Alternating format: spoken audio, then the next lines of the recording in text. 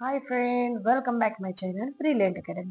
तर मित्रांनो, आपण जी स्कॉलरशिपची सिरीज सुरू केली त्यात गणित विषयाची, तर त्यातला पुढचा टॉपिक आहे आपला अंकांची दर्शनी व स्थानिक किंमत. ओके, आता आपण एक एक घेऊया. अंकांची दर्शनी किंमत बघूया. आता दर्शनी म्हणजे काय, तर सरळ सरळ दर्शन करणे. तुम्हाला सांगू, तुम्ही मंदिरात जातात. ओके, मंदिरात गेले, तिकडनं तुम्ही परत आले का तुम्ही काय सांगतात, का मी देवाचं दर्शन करून आलो. आता दर्शन करून आलो म्हणजे काय, तुम्ही देवाची मूर्ती डोळ्याने बघितली, त्याला तुम्ही म्हणतात दर्शन करणं. म्हणजे तुम्ही डोळ्याने जे प्रत्यक्ष बघतात ते म्हणजे दर्शन. ओके, आता मी तुम्हाला एक्झाम्पल मध्ये हे समजावते. ओके, तर आपण एखादी संख्या घेऊया. 215 ही एक संख्या आहे सतत. तर त्यात तुम्हाला आता विचारलं एकची दर्शनी किंमत किती. तर बघा, एक दिसतो कसा आहे तुम्हाला, एकच दिसतोय, तर एकची दर्शनी किंमत एकच असेल. ओके, 5ची दर्शनी किंमत 5च असेल, 2ची दर्शनी किंमत 2च असेल. म्हणजे जो अंक जसा दिसतोय तसाच सांगणे म्हणजे दर्शनी किंमत. ओके, दर्शनी किंमत एकच लक्षात ठेवायचे. देवाचं दर्शन घेतलं म्हणजे देवाला आपण डोळ्यांनी बघितलं, तसंच या नंबरला डोळ्याने बघितलं म्हणजे दर्शनी किंमत. ओके, आता नेक्स्ट बघूया स्थानिक किंमत. आता स्थानिक किंमत कशी लिहायची हे तुम्हाला मी मागच्या व्हिडिओमध्ये सुद्धा सांगितलेलं आहे. बघा, तर आपण उदाहरण घेऊन इथे किमती टाकून बघूया. समजा आपण संख्या घेतली 35,413. ओके, ही जी काही संख्या घेतली, आता बघा एकक स्थानची संख्या म्हणजे तिची स्थानिक किंमत काय, ते एकक स्थानची म्हणजे ती जशी ना तशी. आता दशक स्थानची संख्या 1, आता ती दशक स्थान आहे म्हणजे तिच्या पुढे आणखी एक स्थान आहे, म्हणून आपण त्याच्या पुढे लावतो 0. शतक स्थान 4, शतक स्थानच्या पुढे 2 घर आहे किंवा 2 स्थान आहे, म्हणून आपण लावतो 2 0. आता हजार स्थानची 5, त्याच्या पुढं हजारवर किती शून्य, 3. ओके, आता 10,000 स्थान म्हणजे आता या तीनावर किती शून्य येतील, तर 4. 1 2 3 4. ओके, झाली 5 अंकी. तर ही आहे आपली स्थानिक किंमत कोणत्या संख्येची, 35,413ची. आता बघा, यातलं तुम्हाला जर फक्त 5ची स्थानिक किंमत विचारली, तर 5 कोणत्या स्थानावर आहे, हजार स्थानावर. आता हजार म्हटलं की आपल्याला 3 शून्य आठवले पाहिजे. 5ची स्थानिक किंमत काय, 5,000. आता एक आहे जो की दशक स्थानावर आहे. आता दशक म्हटल्यावर 10. ओके, म्हणजे 10वर किती शून्य, 1 शून्य असतो. मग आपल्याला दशक स्थानाची किंमत म्हणजे जी संख्या आहे त्याच्या पुढे आपल्याला 1 शून्य आठवला पाहिजे. झाला, तर ह्या झाल्या स्थानिक किमती आणि या मी तुम्हाला आधी एक्सप्लेन केलेल्या आहे. ओके, आता त्यानुसार आपण उदाहरणं घ्यायला सुरुवात करूया. तर प्रश्न पहिला, 27,472 या संख्येतील 7 या अंकांच्या स्थानिक किमतीची बेरीज किती. आता 7 अंक कुठं कुठं आहे, इथं आणि इथं. आता बघा, एकक, दशक, शतक, हजार, दशहजार. मग आता दशक आणि हजार स्थानाला 7 आहे. आता याच्या पहिले स्थानिक किमती, या 7ची स्थानिक किंमत काय, हजार स्थानच्या तर 7,000 अधिक बेरीज सांगितलेली ना, आणि दशक स्थानच्या 7ची 70. काय झाली बेरीज, 0 0 0 0 7 7, परत 0 आहे तो जसा तसा, आणि मग 7. ओके, तर आपली बेरीज झाली 7,070. सोपं आहे. ठीक आहे, आपल्याला स्थानिक किमती समजल्या, पुढचं हळूहळू आपल्याला व्यवस्थित लक्षात येतं.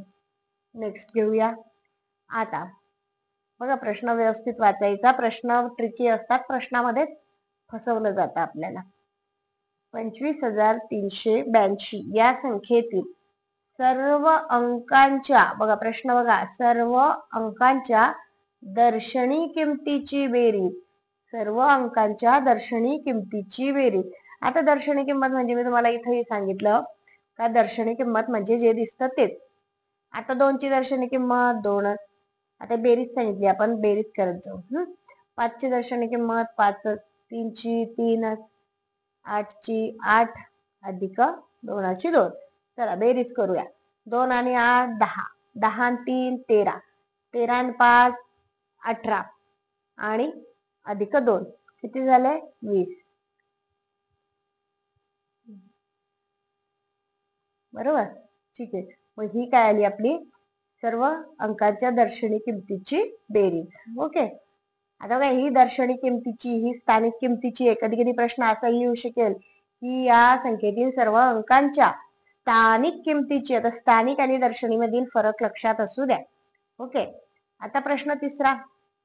ओके, 57,941 या संख्येतील कोणत्या दोन अंकांच्या स्थानिक किमतीची बेरीज सर्वात जास्त असेल? बघा आता एक लक्षात घ्यायचं की जेवढं स्थान मोठं तेवढी त्याची स्थानिक किंमत मोठी. ओके, जसं का आपण स्थान घेतो एकक, मग दशक, मग शतक, हजार, दशहजार. आता बघा हिच्यावर 10,000 वर किती शून्य येतात? तर 4 शून्य, 1 2 3 4, म्हणजे आणि संख्या पाचवी, म्हणजे आपण असं समजू 5 अंकी संख्या आहे. इकडं हजार स्थानाला 1 2 3 4, शतक स्थानाला 3 आणि दशक स्थानाला 2, एकक स्थानाला 1. ओके, ह्या झाल्या संख्यांचे, म्हणजे एवढ्या संख्या येतात. तर बघा आता जरी दशक स्थानाला 1 असला तरी या सर्व संख्यांमध्ये तीच संख्या मोठी असेल, कारण ती तिचं स्थान 10,000 स्थान आहे. येतंय का लक्षात? आता 5 आहे, 5 जर इथे आहे तर 10,000 स्थानाला काय आला? 50,000. ओके, हजार स्थानाला काय आला? 7,000. शतक स्थानाला काय आला? 900. दशक स्थानाला काय? 40. आणि एक हा एकच राहील. म्हणजे जरी इथं लहान संख्या असली दशक स्थानाला तरी सर्वात मोठी तीच असेल. आपल्याला प्रश्न काय आहे? या संख्येतील कोणत्या दोन अंकांच्या स्थानिक किमतीची बेरीज. तर स्थानिक किंमत सगळ्यात मोठी कोणाची? 5 आणि 7 ची. 5 ची स्थानिक किंमत काय आली? 50,000 अधिक 7,000. आता यांची बेरीज झाली आपली 57,000. बघा आता नंतर तुम्ही कोणाची घेतली, जरी 9 ही संख्या 5 पेक्षाही मोठी, पण स्थानिक किंमत तिची काय आहे? 900 आणि 5 ची काय होते? 50,000. स्थानिक किमतीवर त्याचे लहान मोठेपणा अवलंबून असतो, लक्षात असू द्या. पुढे बघूया प्रश्न पुढचा. बघा 9 चौरस चौरस 4, बघा संख्या 4 अंकी. या संख्येतील चौकोनाच्या जागी समान अंक आहे, त्याच्या स्थानिक किमतीतील फरक 450 आहे, तर त्या अंकांची बेरीज किती? आता बघा ह्या दोघं चौकोनांच्या ऐवजी एकच समान अंक येणार आहे. समान अंक सांगितलेला आहे आपल्याला, त्यांची स्थानिक किंमत आणि त्यातील फरक, फरक म्हणजे वजाबाकी. हे लक्षात असू द्या. मग त्यांची वजाबाकी दिलेली आपल्याला, आपल्याला काय काढायची? त्यांची बेरीज काढायची. ओके, मी तुम्हाला यात एक साधी ट्रिक सांगते. जर अशा प्रकारचं उदाहरण असेल की ज्यात फरक दिलेला आहे आणि त्याची आपल्याला काढायची, समजा फक्त फरक दिलेला आहे, याचं फक्त फरक पर्यंत आहे, मग आपण पुढे इझिली करू शकतो. तर बघा फरक जो दिलेला आहे 450. आता हा जो फरक दिलेला असतो त्यातली उजवीकडची जी संख्या असते, आता उजवीकडची काय? 4, तर ते 4 मध्ये एक मिळवायचा म्हणजे 5. तर इथं दोघं 5 नंबर येईल. बघा मी तुम्हाला ती टीप पण लिहून देते आणि सविस्तर सोडवून पण दाखवते. बघा दिलेल्या फरकातील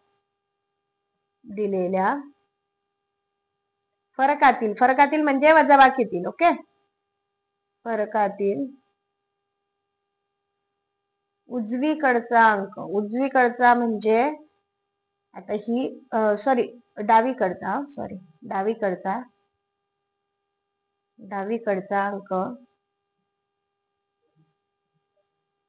अंक. आता डावीकडचा म्हणजे आता बघा लिहिताना आपण आपली जी उजवी ती आपल्या बुकची किंवा आपल्या पुस्तकाची वहीची ती उजवी, आणि आपली जी डावी ती आपल्या वह्या पुस्तकांची त्याची डावी. ओके, सेमच असतं.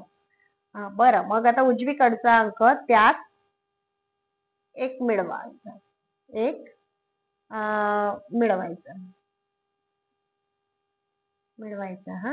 आणि वी गेट आन्सर, आपल्याला आन्सर मिळतं.